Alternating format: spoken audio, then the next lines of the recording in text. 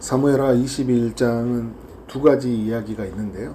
1절부터 14절까지는 다윗이 왕으로 있을 때 이스라엘 땅에 3년 동안 기근이 있었던 이야기이고, 15절부터 마지막 절까지는 이스라엘과 블레셋의 그 전쟁을 치렀던 그런 이야기입니다. 오늘은 1절부터 14절의 내용의 이야기를 나눠보려고 하는데요. 1절을 보니까 다윗의 시대에 해를 거듭하여 3년 기근이 있었다고 합니다.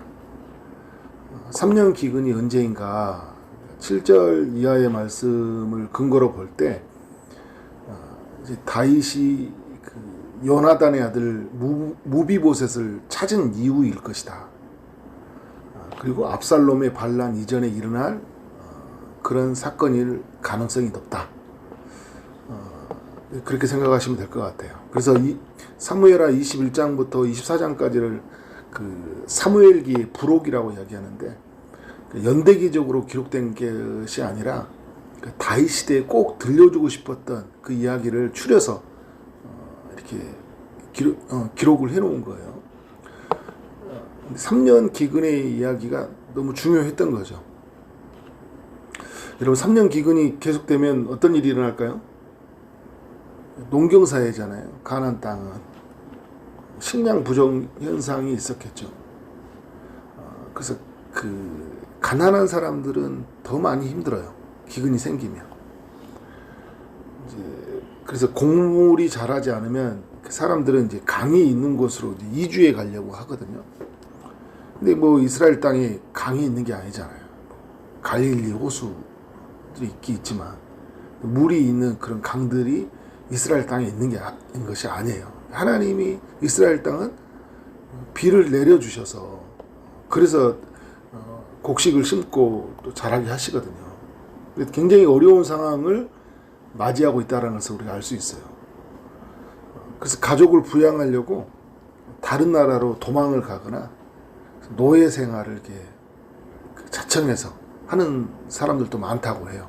기근이 많이 이렇게 오랫동안 지속이 되면 도둑들도 많아지고, 그리고 계층 간의 갈등도 심해지고, 또 반란이 일어날 위험도 많고, 사회적으로 매우 힘든 시기죠. 그리고 이제 그 고대 근동의 때는 이 기근이 생기면 이건 신의 저주와 심판으로 여겨졌어요. 그 다윗은 이게 어떤 문제인지 잘 모르잖아요. 그래서 했던 일이 뭡니까? 다윗이 여호와 앞에 간구하며 하나님 앞에 나아간 거예요. 간구하는 거죠. 여러분, 이게 다윗의 모습이에요. 무슨 문제가 생기면 어떻게 합니까? 하나님께 간구하는 거예요. 그래서 여러분, 우리의 삶에 어떤 문제가 생기면 바로 하나님을 바라보는 건 너무 중요해요. 어떻게 문제를 해결하려고 지혜를 모으고 그래서 원인을 분석해서 그렇게 가지만 비가 내리지 않는데 어떻게 합니까? 하나님께 기도하는 것이 너무 중요하다. 그런데 여러분, 기도하면서 하나님이 알려주신 게 있어요. 비를 내려달라고 기도를 했겠죠. 그런데 여러분, 또 그 동시에 어떤 기도도 했을까요? 이게 무슨 일 때문입니까? 라는 이제 그런 물음에서 오는 기도도 있잖아요. 하나님, 이게 무슨 일 때문입니까? 우리 삶에 어떤 일이 일어나면 물어보는 거잖아요. 하나님, 이게 왜 저한테 이런 일이 일어나는 겁니까? 그리고 필요한 것을 구하죠. 근데 여러분, 기도하면서 하나님이 알려주신 게 뭐냐? 여호와께서 이르시되 이는 사울과 피를 흘린 그의 집으로 말미암음이니 그가 기브온 사람을 죽였음이니라. 그러니까 사울왕 시절 때 사울은 이미 죽었거든요. 그런데 그때 그 기브온 사람들을 학살을 한 거예요. 언제 이 벌을 내리시냐? 다윗이 왕으로 통치할 때. 그러니까 이제 무비보셋을 찾은 이후니까 좀 오랜 시간이 지난 거예요. 그때 형벌을 내리셔요. 여러분, 우리가 죄를 지으면요, 후대의 사람들이 그 죄의 결과의 값을 받아요. 후대의 사람들이. 그러니까 우리는 이 사망에 이르는 형벌은 면하지만, 그런데 죄의 결과, 다윗이 보여주잖아요. 죄의 결과에서 오는 그 형벌 있죠. 그것은 받는 거예요. 그러니까 우리가 막 함부로 살면 안 되는 거예요. 후대의 사람들이 어마어마한 그 시련을 지금 겪고 있는 걸 보여주고 있잖아요. 기본 사람들은 이방인이거든요. 그리고 여러분 이제 이전에 가나안 땅 원주민들이었는데 어떻게 해요? 쫓아내야 되는데 쫓아는 못 냈어요. 왜 못 냈냐? 그 여호수아 때 이들이 이제 뭐 속에서 와가지고 언약을 맺었어요. 그런데 여러분 이 언약을 맺은 근거로 해서 기본 족속을 쫓아내지 않고 그들과 함께 공존을 해요. 언약은 지켜져야 되는 거예요. 근데 사울왕 때 보니까 아니 히브리 민족이 살아야 되는데 기본 족속이 살고 있으니까 못마땅한 거잖아요. 그래서 2절에 보니까 이건 이스라엘 족속이 아니다. 아모리 사람 중에 남은 자다. 이스라엘 족속들이 전에 그들에게 맹세하기를 사울이 이스라엘과 유다 족속을 위하여 열심히 있으므로 그들을 죽이고자 했더라. 무슨 말이에요, 여러분? 이 땅은 히브리 민족이 살아야 되는데 왜 이방 민족이 사냐는 거예요. 이 열심히 어떻게 하는 거예요? 결국은 이런 사단을 만들고 말았어요. 내고 말았어요. 근데 뭘 생각해야 될까요? 내가 분명한 당위성이 있는 것 같지만 왜 이 문제가 이대로 공존하고 있을까? 여호수아 시대 때로 가야 되잖아요. 그죠? 남겨둘 수밖에 없는 이유가 있잖아요. 그리고 언약이 맺어져 있기 때문에 그 언약을 근거로 살려줘야죠. 그러니까 여러분 우리는 뭘 근거로 항상 생각해야 되냐면 말씀을 근거로 생각해야 되는 거예요. 우리의 어떤 경험과 열심으로. 그러니까 우리가 너무 막 그 열심이 있죠. 지금 여러분 사울이 나라를 너무 사랑하잖아요. 나라를 너무 사랑하는데 여러분 뭐보다 앞선 거예요? 말씀보다 앞서는 거예요. 여러분 지금 우리 사회에 이게 주는 교훈이에요. 우리 너무 막 열심히 가해가지고 하나님보다 앞서 버려요. 그래서 어떻게 해요? 죽여버려요.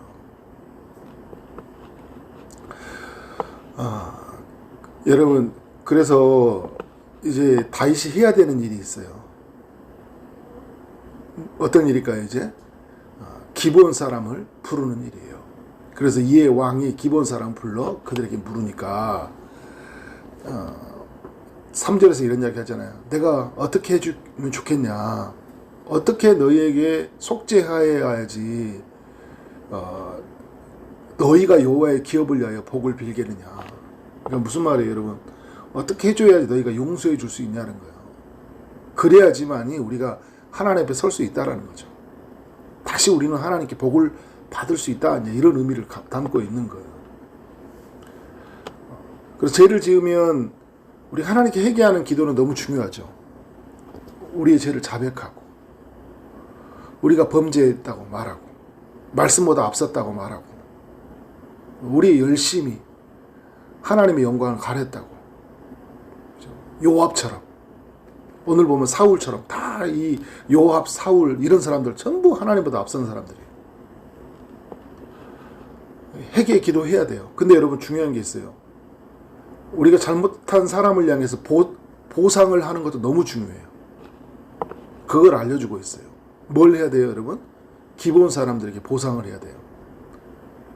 그런데 기본 사람들이 뭐라고 하냐면 4절에서 사울과 그의 집과 우리 사이에는 은금에 있지 않다. 문제는 그러니까 돈으로 해결될 문제가 아니라는 거예요.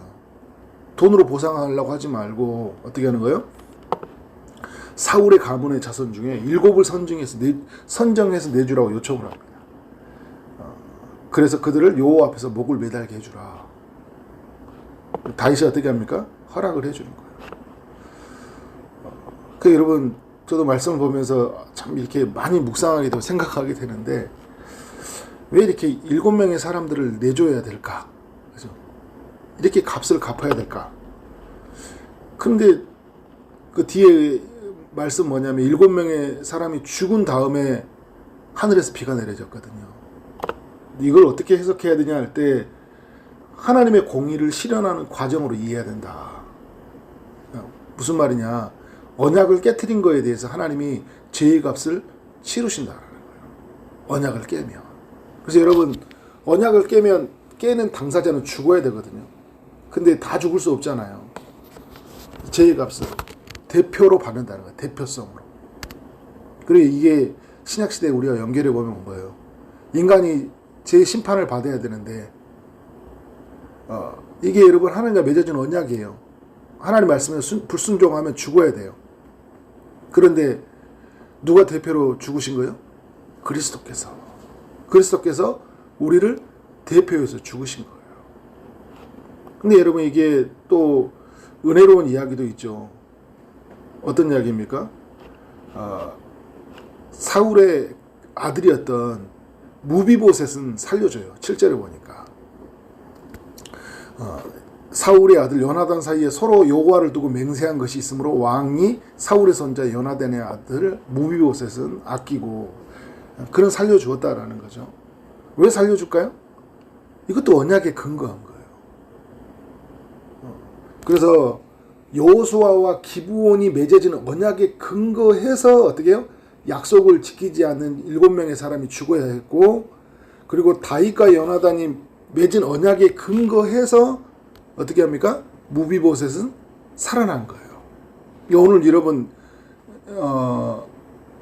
하나님의 아들 예수께서 이게 우리하고 적용해보면 우리를 대표해서 그가 대신 죽으셔야 됐잖아요. 그런데 여러분 그가 맺어진 언약에 근거해서 이제 또 우리는 어떻게 합니까? 다시 살아난 거예요. 언약에 근거해서. 너무 중요한 말씀이죠.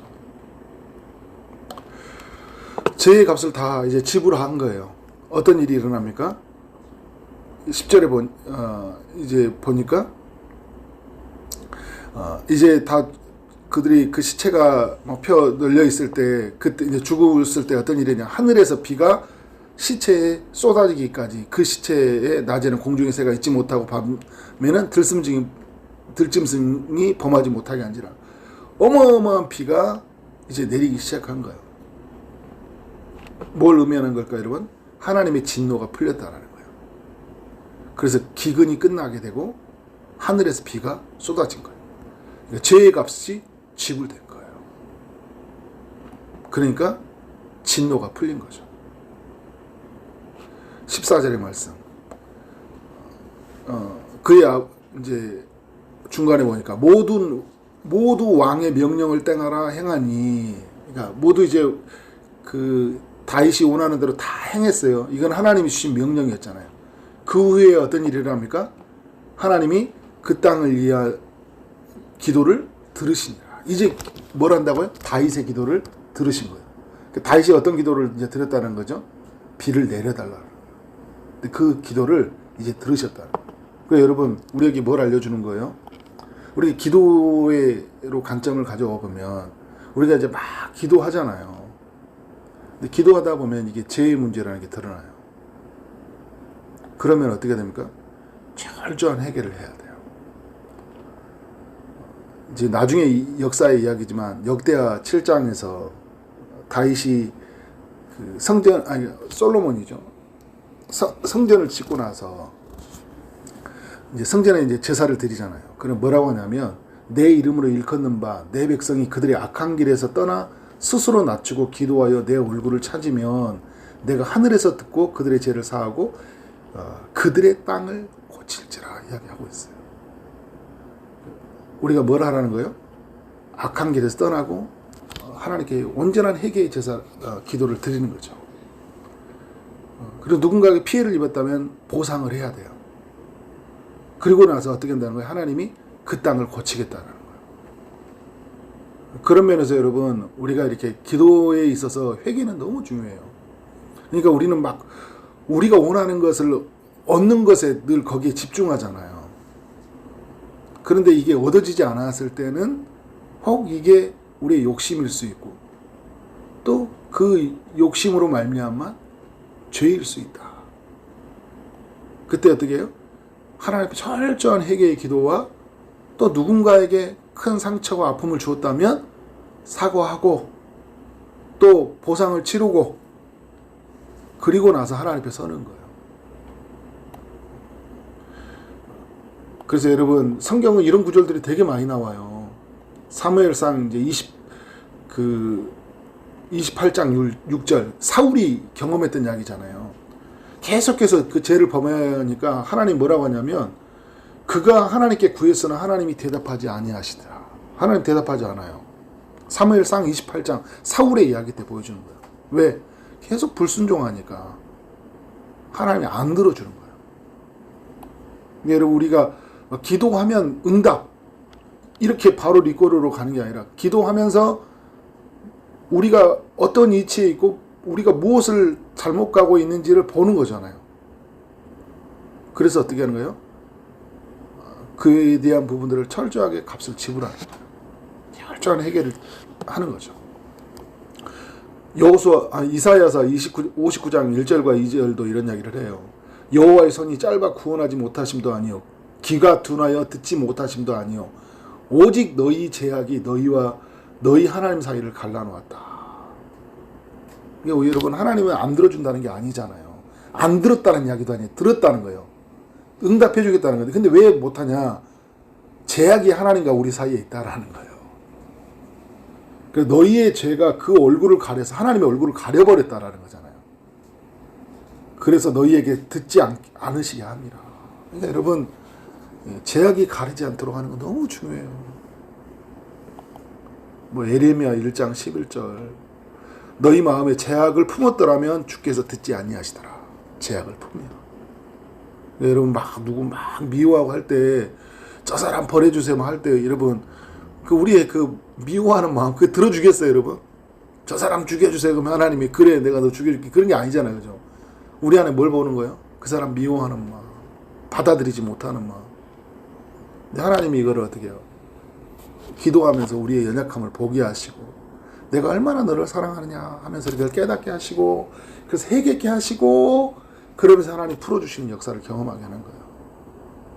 그래서 여러분 오늘 우리가 응답받는 삶이 무엇인지를 알고 혹 죄의 문제가 있다면 철저하게 회개하고 그렇게 나아가는 삶이 되어지기를 주님의 이름으로 축원합니다. 기도하겠습니다. 하나님 감사합니다. 사무엘하 21장의 말씀 또 1절부터 14절을 생각하고 또 묵상하며 나아가게 하시니 감사합니다. 우리의 삶에 혹 문제가 찾아오면 하나님께 나아가 간구하게 하여 주시고 혹 우리 안에 죄의 문제라는 것이 알게 된다면 철저하게 하나님께 용서를 구하고 또 피해를 입은 사람에게는 보상을 하는 그런 삶이 되게 하여 주옵소서. 그래서 하나님의 응답을 만나는 우리 모두가 되게 하실 줄 믿사옵고 예수 그리스도 이름으로 기도했사옵나이다. 아멘.